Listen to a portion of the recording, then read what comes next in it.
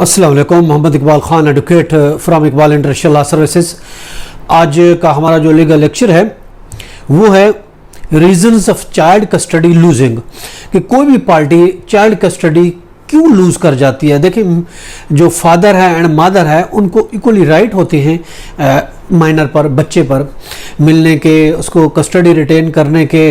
तो वैसे तो हर केस की एक अलहदा सूरत हाल होती है, अलहदा उसके जो हालात और वाक़यात सरकमस्टांसेस होते हैं, मगर इसके बावजूद अगर हम कहते हैं कि हमारा लीगल राइट बनता था फिर भी हम कस्टडी लूज कर गए, तो उसकी क्या वजह हो सकती है।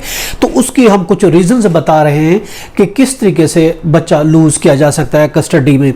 पहली बात तो यह है कि चाइल्ड अब्यूज़ है, फिजिकल भी हो सकती है और इमोशनली तौर पर भी हो सकती है, सेक्सुअली तौर पर भी हो सकती है।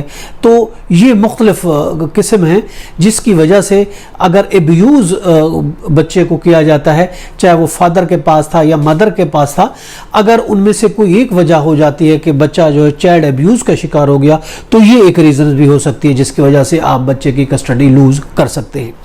दूसरी जो इम्पोर्टेंट वजह है वो नेग्लेक्ट है। अगर नेग्लेक्ट कोई अगर करता है बच्चे को, उसकी प्रॉपर केयर नहीं करता और उसको नेग्लेक्ट कर देता है, नज़रअंदाज कर देता है, उसकी वेलफेयर को नहीं देखता, तो इस ग्राउंड पर भी बच्चे की कस्टडी अब लूज कर सकते हैं। तीसरी जो मेन वजह है वो हम आपको बता रहे हैं, वो है वायलेंस है, डोमेस्टिक वायलेंस।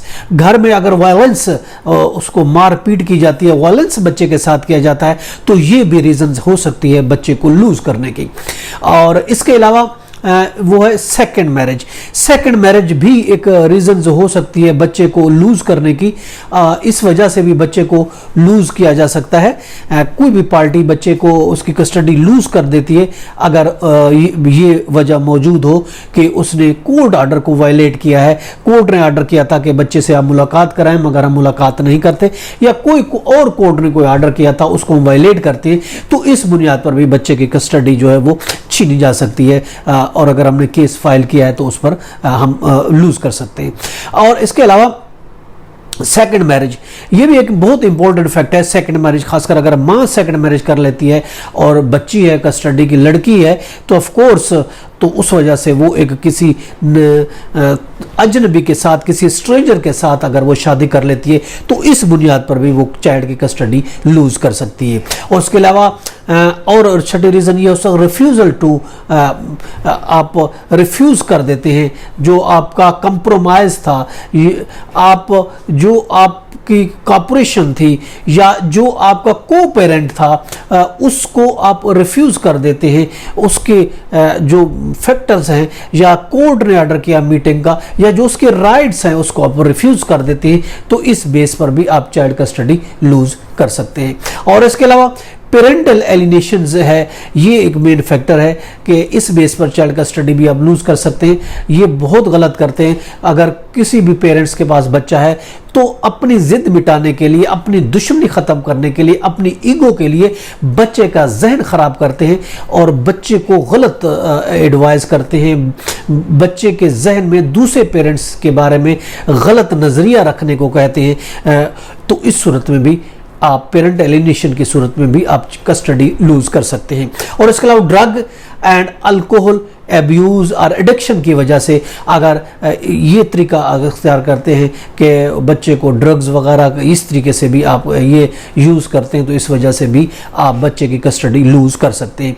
उसके अलावा significance of the health issue में जो इश्यूज़ हैं, आपने उसके प्रॉपर केयर नहीं की और उसके इश्यूज़ को क्रिएट हो गए हैं हेल्थ के रिलेटेड, और इस वजह से भी आप बच्चे की कस्टडी लूज कर सकते हैं।